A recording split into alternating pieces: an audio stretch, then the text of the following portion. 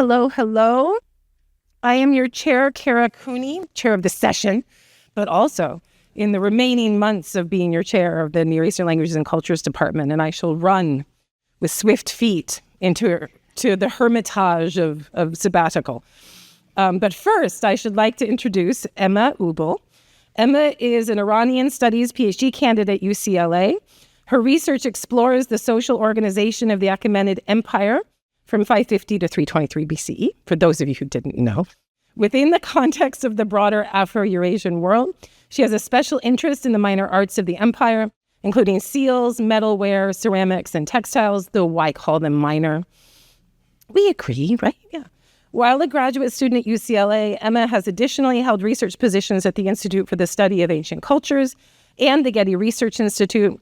Since 2017, she has been a team member of the Persepolis Fortification Archive Project, specializing in the study of the archive's uninscribed tablets.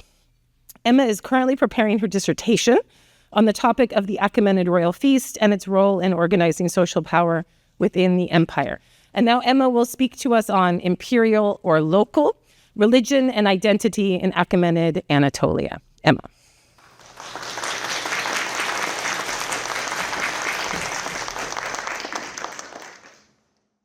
Thank you so much, Professor Cooney, for that kind introduction.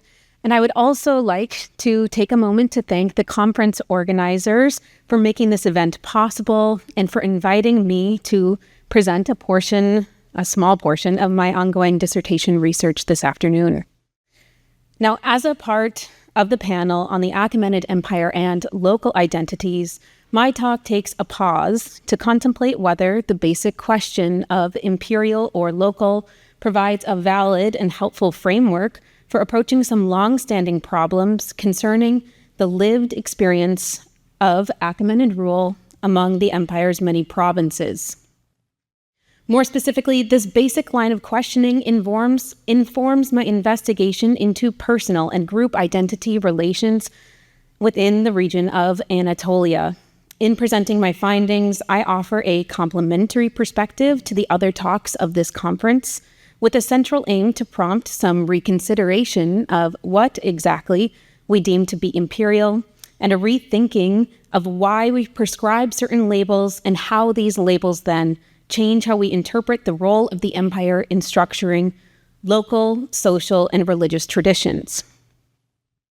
I begin with an overview of the Achaemenid Anatolian landscape and a description of the most pressing problems at hand in studying aspects of identity therein. First, Anatolia presents an interesting case of in-between, or at least that is how it is often framed within modern scholarship. Although, of course, by the Achaemenid period, the inhabitants of Anatolia had a great variety of deep-rooted traditions of their own, the region is often regarded by historians and archaeologists alike as being constantly pulled between the Greek Aegean to the west and the Persian Empire to the east. Thus, schemes of classification used in Anatolia during this time period have been largely aimed at defining source material in terms of its relation to Greece or Iran, with little discussion of how this material was locally meaningful. Next, looking more closely at the region itself, it is important to note at the outset that Achaemenid Anatolia was diverse, and it was understood by the empire as such. It was diverse both in terms of its many peoples that inhabited the region and its topography as illustrated in the topographic map of pre-Achaemenid Iron Age Anatolia at left. Anatolia encompassed many distinct communities, each preserving their own practices and ways of self and group presentation, prompting some authors to emphasize the apparently fragmented nature of the Anatolian cultural landscape during the Achaemenid period. The continued rule of local dynasts during this time, for example in Lycia and Caria, along with the relatively ambiguous evidence attesting to direct Persian impact, all the more contributes to an overall impression of lasting local autonomy and distinct heterogeneity. The stakes of the question of how to interpret the empire's impact on local Anatolian identities are particularly evident in the case of the Heroon at Limra, built for a local Lycian dynast by the name of Pericles in the late Achaemenid period, approximately between 370 and 350 BCE. The temple tomb here is one of several dating to the Achaemenid period in southwest Anatolia. As shown in the reconstruction at left, the structure was typical of Lycian Heroa, consisting of a stone pedestal topped by a temple-shaped monument with columns at back and caryatids at front. Surviving fragments of the marble frieze on the east and west sides of the monument depict two scenes with groups of figures in procession, perhaps led by Pericles himself. While it is evident that these scenes in particular bear strong stylistic and compositional similarities with scenes from the Greek Aegean, distinctly Achaemenid aspects of iconography are likewise just as clear. Most curious are the clothing choices of the dynast's retinue. As featured here, many figures wear recognizably Persian garments and headgear. Further, the most prominent figure of the West frieze wears a distinctive cap, in an upturned manner as described by Xenophon as the Persian king. This has prompted some commentators to suggest that this figure represents King Artaxerxes III. The strict identification of the Persian king seems tenuous, however, especially as our dynast Pericles himself is known to have rebelled against the empire in the so-called satraps' revolt, declaring himself in a reconstructed inscription also from Limra as king of all Lycians, and additional Greek inscriptions also variously report his kingship and or participation in the revolt. In all, in studying the Heroon, we must remember that one's dress is not necessarily indicative of ethnic or political affiliations. So to summarize, Pericles' Heroon has been the subject of two somewhat contradictory interpretations that echo throughout the Anatolian space at large. On the one hand, the argument has been made that Pericles should be seen as more or less pro-Greek, fronting an affiliation with his Athenian namesake and thus setting himself apart from Persian rulers. On the other, analyses of the structure's architectural decoration have led to the interpretation that Pericles is alternatively presenting himself as a loyal subject of the Achaemenid king, eager to promote his belonging to the highest echelons of the imperial elite.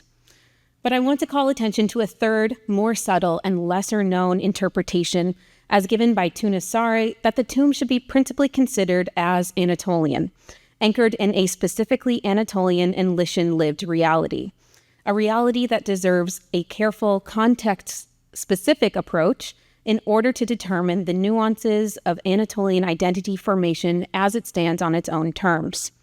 For, as recently pointed out by Pierre Briand, when questioning the degree of imperial impress and its effects, quote, "It is necessary to distinguish between the influences and the borrowings, on the one hand, and the functional arrangement that gives its political and cultural meaning on the other. That is to say, the borrowing of Persianizing motifs does not necessarily mean Achaemenid impact," end quote. Now, this is not at all to deny that Achaemenid rule had significant impact in Anatolia. However, what I mean to emphasize is that retracing this impact can be rather complicated, and there is a very long history of scholarship dedicated to this very task. Here, I want to make explicit a pertinent problem within Achaemenid studies at large. That is, how to deal with the relatively limited amount of identifiably Persian evidence, especially when it comes to material evidence, in light of the richly descriptive biblical and classical narratives, and with consideration of the ideology as expressed in the royal inscriptions. While this problem is huge and yet unresolved, some important patterns have emerged in the last few decades of scholarship that are worthy of emphasis for my purposes here today. Foremost among them is that the empire had a keen awareness of the many traditions held by its diverse constituents, and indeed took efforts to frame its internal diversity as a boon for imperial strength and success. As is well documented, the royal inscriptions and the monumental arts projected an ideology of a pluribus unum, with the empire being ultimately enriched by the willing contributions of its many peoples. The king then, in turn, ruled as Ahura Mazda's man on earth, ensuring harmony and order among the empire's many lands and peoples. In short, the imperial program was fundamentally formulated to accommodate local diversity, with the caveat that any persistent localisms did not overtly come into conflict with the added top layer of imperial supremacy, a concept that is repeatedly played out in the empire's monumental arts, an example of which can be seen here. So in summary, we may then see that within this framework there is both, on the one hand, a central overlying message of universal Achaemenid kingship, and on the other, a continuation of various local lifeways under imperial auspices. To put it simply, the Achaemenid imperial system was unique in its ability to project a distinct and recognizable royal identity throughout the imperial landscape and beyond, while simultaneously providing the conditions for local identities to persist and spring up anew. With this in mind, it is perhaps not unexpected that in studying the Achaemenid Empire, there is a general pattern wherein regions having strong, pre-existing traditions prior to imperial conquest, the empire seems to be more elusive and its direct impact more difficult to trace. By contrast, in places having less distinct institutions and prior permanent infrastructure, the hand of the empire, so to speak, is more obvious. With consideration of this big picture pattern and its potentials with respect to Anatolia, I would first recall both the existence of long-lived social traditions prior to Persian conquest and keep in mind its internal diversity. For this background, I would caution against lumping the region together as a singular cohesive unit, as, bearing in mind the general pattern just discussed, this may invite a thesis that presupposes little perceptible impact of Achaemenid imperial power in the region on the whole. Indeed, if I had to give a whirlwind synthesis of the region at large, I would be resigned to say that from my point of view as an Achaemenid scholar, the empire's approach to dealing with local Anatolian identities was varied in an attempt to tailor its message to specific social contexts. And likewise, local reception and the uptake of characteristic imperialisms or Persianisms was just as varied. But I do not leave my talk here, as more can be done if I may zoom in and narrow my scope of study. More fine local responses to the empire come into view. For the sake of time, then, I endeavor a case study on selected issues of coinage from Achaemenid Anatolia. As I will argue, the empire had a significant impact on monetization in Anatolia. Further, the case of coinage gives clear testimony to the fact that imperial agents were highly attuned to local idioms and made use of them so as to render a common, overarching message of Achaemenid sovereignty understandable within local terms. This then reinforced an impulse for variation within local identity expression, as can be seen on coinage, with the effect that differentiation therein became even more pronounced over the course of the Achaemenid period as local elites sought to remain competitive with one another. Although there is much that could be said here about administration and economics, I focus on the ideological value of coinage, having been widely distributed and used and seen by many. Of course, it is well known that prior to the empire, there was minted coinage in Anatolia, mostly of electrum, and limited examples are also known of gold and silver, such as those dating from the late 7th century and early 6th century from Ephesus, and more famously those from Lydia under King Croesus, for which there is now solid evidence, both textual cited here and also archaeological, to the fact that the Lydian kingdom was the first state to mint silver and gold coins, meaning at the time of conquest, the Persians inherited a bimetallic currency system that would go on to endure throughout the Achaemenid period and beyond. Now, without straying too far into the weeds, it is important to note that the earliest known coins of gold and silver from Lydia adapted a motif known from earlier electrum pieces depicting a lion and bull in combat on their obverse, with 1 or 2 square and cuse punch marks on their reverse. While specialists of this type still debate their chronological phasing, there is a general consensus that there was no gap in production correlating to Persian conquest, and in fact, the type continued to be minted for a time under early Persian rule. Next, though the Persians initially oversaw the adoption of Lydian coinage sometime during the reign of Darius I, the lion and bull type was suspended, and the empire initiated a new coin series at Sardis, again in gold and silver. The gold pieces, known conventionally as derricks, have been found with wider distribution circulating both within the empire and beyond, notably in Anatolia as well as in Egypt, Cyprus, Greece, and Sicily. By contrast, the smaller so-called sigloi seem to have served as regional royal currency in Anatolia.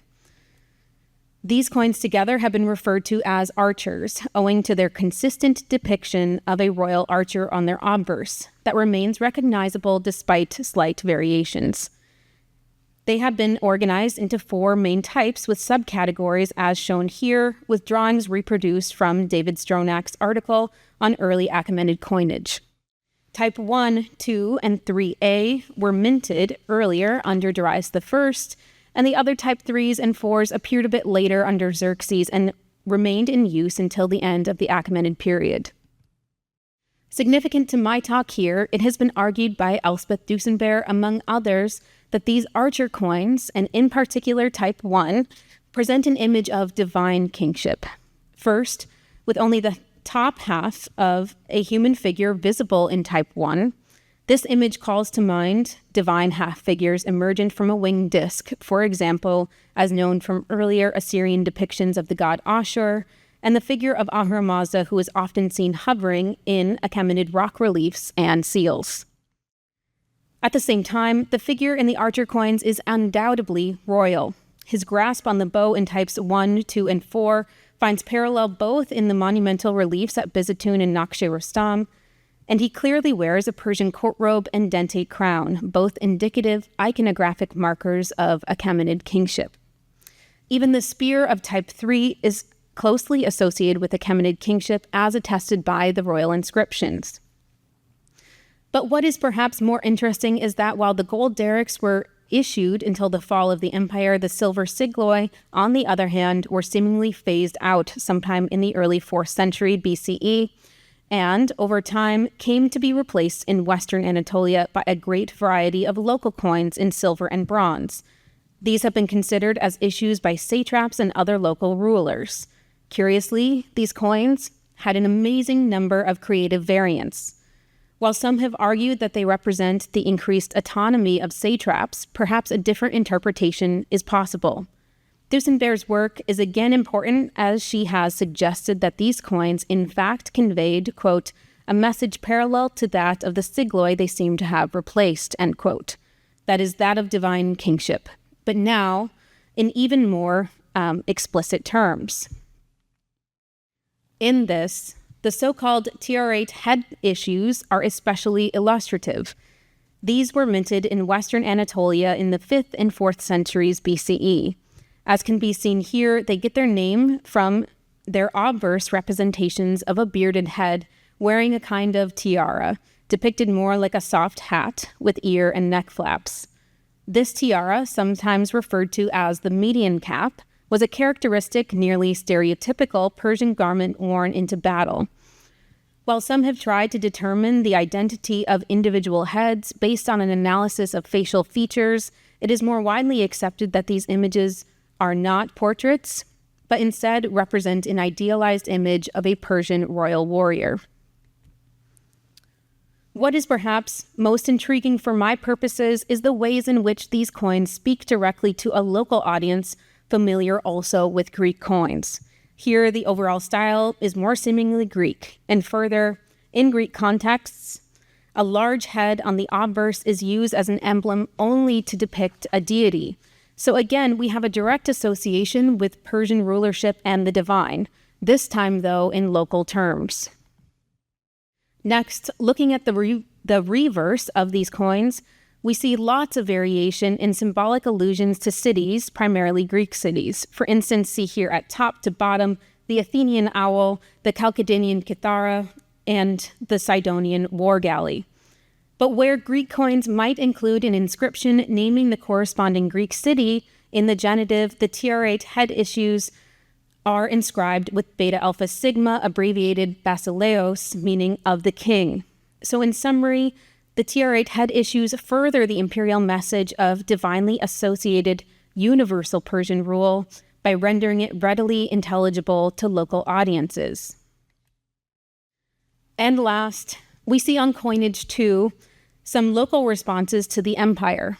For example, several series of silver staters from Tarsus in Cilicia, dating to the third quarter of the 4th century BCE, depict the god Baltar enthroned holding his grape cluster, ear of grain, and scepter, along with an inscription naming the deity on the obverse, while the reverse shows a two-figure animal combat group between a lion and a stag or a bull with the inscription Mazde, referring to the satrap who issued the coins. While we may recognize that the image of Baltar recalls Olympian Zeus, it may also be said that his posture is reminiscent of the widely circulated and remarkably consistent images of the enthroned Persian king, such as can be seen on the Apadana from Persepolis and also on seal imagery. While this connection may seem a bit of a stretch at first, if you bear with me a final moment to consider another series of coins also minted in Cilicia around this same time, we may see that on the silver staters at top right, here we again get a familiar image of Baltar on the obverse, this time with a striding lion on the reverse. And then, on the other hand, whereas the obols of the series retain the reverse image of the striding lion, their obverse clearly depicts a typically Achaemenid image of the king enthroned with his scepter and lotus blossom in hand. So, to sum things up, while over the course of the Achaemenid period, coinage became more and more abundant and diverse, especially accelerating after the production of silver sigloi waned, the empire was very clearly had a strong impact on monetization. Not only did imperial agents directly participate in minting coins making use of local styles and motifs, but more indirectly, the empire made possible the conditions for local idiosyncratic expression. All the same, even with the understanding that local Anatolian elites had a great degree of experimental freedom, it is clear that they readily took up recognizable Persianisms in order to project their high social status and remain relevant. I conclude with the observation that in Achaemenid Anatolia, the empire used a variety of different tools and methods as means to the same ends, that is, to render the common idea of Achaemenid universal authority understandable and palatable among local idioms. In response, identity expression among elites was likewise varied and multi-layered. Therefore, I wrap up my overview here with the understanding that aspects of Achaemenid Anatolian identity needn't be either or in nature, falling into long assumed categories of local or imperial, or otherwise Greek or Persian, or much less some nondescript amalgam thereof. Instead, they could be in many ways both and, that is to say, distinct in their own right, with individuals pulling from the most powerfully expressive rhetoric available and making this their own so as to play into competitive local environments. Here, maybe we can continue discussions from this morning about motivations and choice. So with this in mind, I end my presentation with consideration of how the ideas put forth here may add broader context for scholarship having to do with the reactions of and to the empire as regards the Jewish communities living within the Persian diaspora. While the empire itself may have provided conditions in which local identities could be expressed and indeed accentuated, and perhaps the empire consciously encouraged personal and religious plurality, effectively promoting a so-called lifestyle for diaspora, perhaps, there was nonetheless a conditional undercurrent to this message. It was expected that individual prosperity, in turn, reciprocally fed imperial success. Thank you.